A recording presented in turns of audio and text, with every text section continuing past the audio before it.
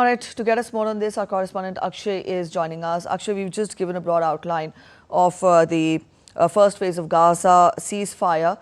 Get us more. How will it be implemented? What could be the duration of its implementation? And how promising does this ceasefire appear?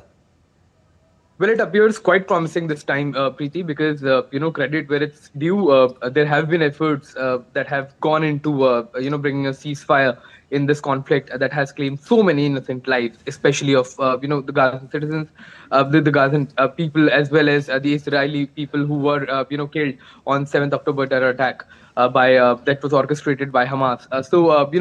Both the sides, more innocents have died than combat casualties.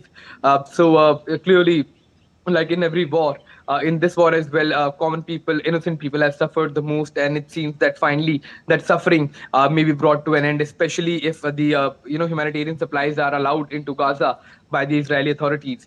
So as far as the implementation and the signing of the ceasefire is concerned, from what we have learned so far, the timing has been set for about 9 a.m. GMT. That will be, according to Indian Standard Time, 2:30 p.m. today, on 9th of October. That is the timing for the signing of the ceasefire.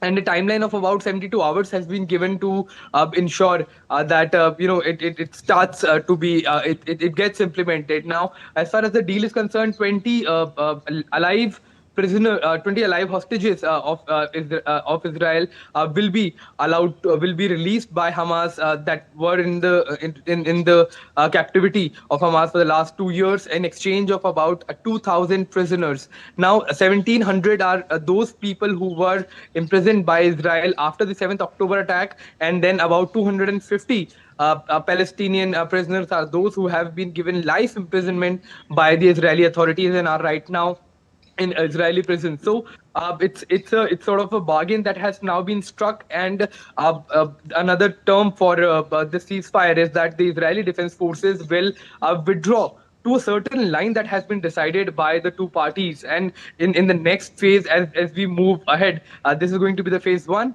If it gets implemented, if it gets, both the parties ensure that they abide by the rules and, no breaking of the ceasefire takes place by either of the sides, then we can expect a phase two to take place very soon. Because it seems that Donald Trump, as well as the US administration, is quite keen on untangling itself from this conflict that has been going on for 2 years, claiming many lives. There always was a risk of this conflict spreading to a wider area. All right, Akshay, talking of phase two, now once this phase one of the ceasefire deal is implemented, there would be the challenges of rehabilitation of the people there in the enclave. There would be challenges of rebuilding Gaza. Put all this together, what more do we know about it?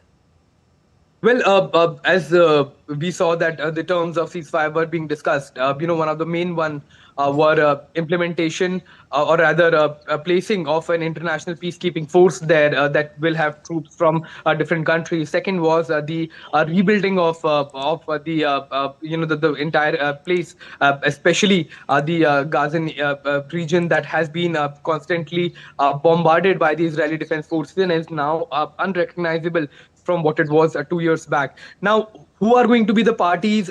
Who is going to be the key architect of this reconstruction is still unclear. But it seems that US and especially Donald Trump himself being in real estate business, they are quite keen on taking on these contracts as well as the work to rebuild the entire place, especially that has been worst impacted. But besides all of this, that these are sort of things that are going to take place in future. Now, that is, that comes much later after all the phases of the ceasefire are complete. Everyone is satisfied.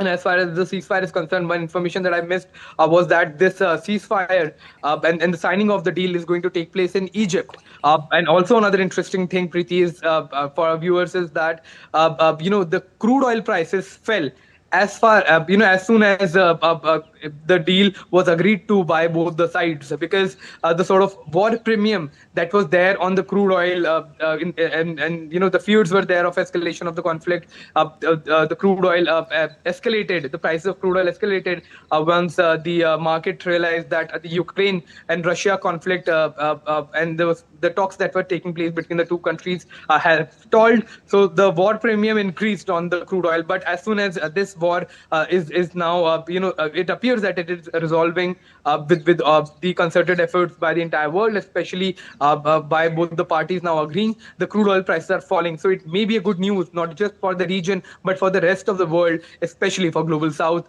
that the conflict will come to an end. And perhaps after that, the supply chain for the rest of the world, especially to the third world countries, the Global South countries, will resume, and we can expect a positive outcome now. All right, Akshay, we'll leave it here. Thank you so much for joining in with those updates. So